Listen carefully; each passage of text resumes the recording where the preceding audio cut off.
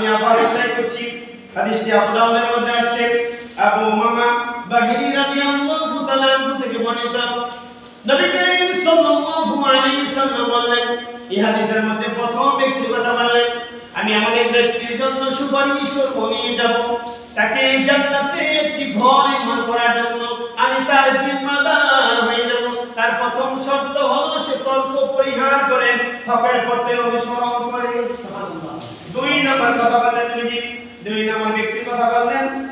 মধ্যম ব্যক্তি দ্বিতীয় ব্যক্তির কথা বললেন ওই ব্যক্তির জন্য আমি জান্নাতে একটি ঘর নির্মাণ করার জন্য জিম্মাদার হয়ে যাব সুবহানাল্লাহ ওই ব্যক্তির কথা বললেন ওই ব্যক্তি মিথ্যা পরিহার করে যদিও মজা করে হলো সুবহানাল্লাহ যদিও মজা করে হলো কি করে মজা করে হলো কি করে মিথ্যাকে পরিহার করে মানে মিথ্যা বলতেছে এক ব্যক্তি কিন্তু সে মিথ্যা কথা বলে না মজা করে হলো এটা থেকে সরে কিভাবে আশা করে যে আমি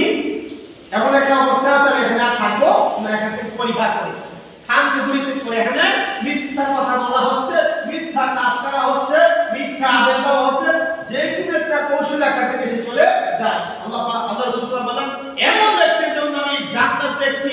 ঘরের জিম্মাদার হয়ে যাব সুবহানাল্লাহ সুবহানাল্লাহ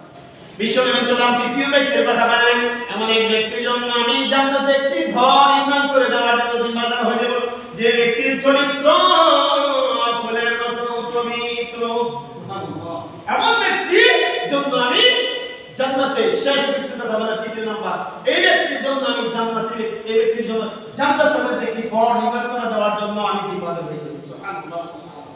বন্ধু আপনি আমার উচিত প্রত্যেকটা মানুষই এখন থেকে আজকে থেকে ওয়াদা করবেন যে আমি আর খারাপ পথে থাকবো না আমি সত্য পথে থাকবো আমি ন্যায় পথে থাকবো তাহলে আপনি ভালো মানুষ হবেন খারাপ মানুষ নন আপনি একজন আকাশ নিচে জমিনের উপরে শ্রেষ্ঠ আল্লাহর কাছে বান্দা আল্লাহ আমাদেরকে হেদায়েত দান করুন সকলে বলি আমিন